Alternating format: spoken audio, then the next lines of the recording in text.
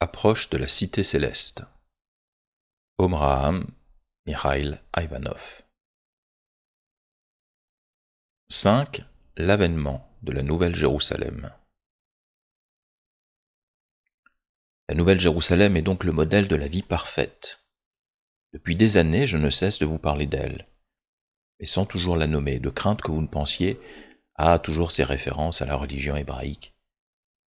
Et comment ne pas voir que cette vision que décrit saint Jean est, par la richesse et la beauté de ses symboles, celle qui exprime le mieux l'idéal de vie supérieure vers lequel nous devons tendre. Par ses proportions, ses mesures et les éléments qui la composent, la Nouvelle Jérusalem est un reflet de l'ordre cosmique. C'est cet ordre qui doit descendre sur la terre et c'est à nous de le faire descendre, car il ne viendra pas tout seul. Le royaume de Dieu peut s'établir sur la terre, mais il ne faut pas attendre pour cela qu'une ville descende du ciel comme ça toute seule. Si saint Jean dit qu'elle descendra du ciel, c'est parce que symboliquement la lumière, c'est-à-dire l'intelligence, la sagesse qui permet d'organiser, d'harmoniser les choses, vient toujours d'en haut, du ciel, pour se réaliser en bas sur la terre. La Nouvelle Jérusalem est donc en réalité le symbole de ce travail spirituel que chaque être humain doit réaliser en lui-même. Quand chacun de nous aura fait ce travail, la Nouvelle Jérusalem descendra dans le corps collectif de l'humanité. Depuis longtemps déjà, elle descend. Mais il lui faut beaucoup de temps.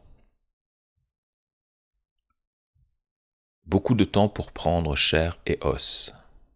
Jour et nuit, des esprits lumineux sont là, occupés à travailler sur les humains pour remplacer les particules obscures qui ne vibrent pas en harmonie avec le ciel par d'autres particules plus pures, plus lumineuses.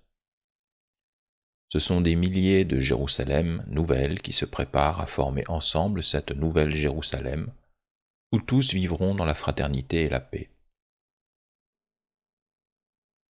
Et vous avez intérêt à travailler pour devenir cette Nouvelle Jérusalem, car même si elle ne s'est pas encore réalisée dans le monde, comme société idéale, vous pouvez au moins en goûter déjà en vous les bénédictions. Il y a 2000 ans, le Christ a dit « Je viens ». Est-ce qu'il nous a trompés? Non, tout ce qu'il a dit s'est accompli. Il est venu dans le cœur et l'âme de quelques-uns. Mais il est en train de venir pour certains et dans l'avenir il viendra pour toute l'humanité. La Nouvelle Jérusalem, c'est donc tout d'abord l'homme lui-même. Ensuite, c'est une société idéale.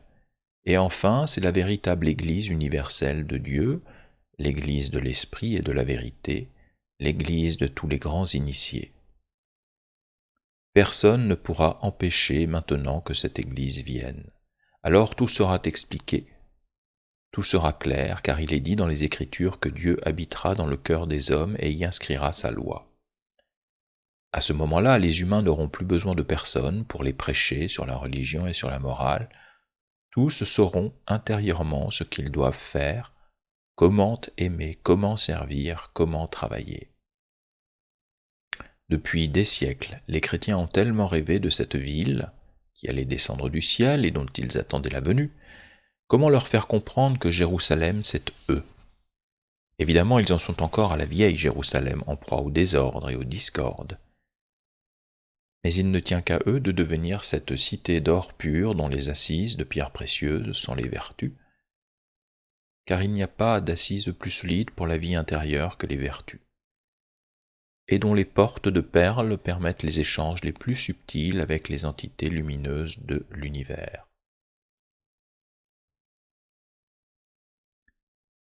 La Nouvelle Jérusalem, c'est l'homme parfait, c'est une vie sociale parfaite, et c'est ce royaume de paix et de justice où règne Melchizedek, roi de Salem.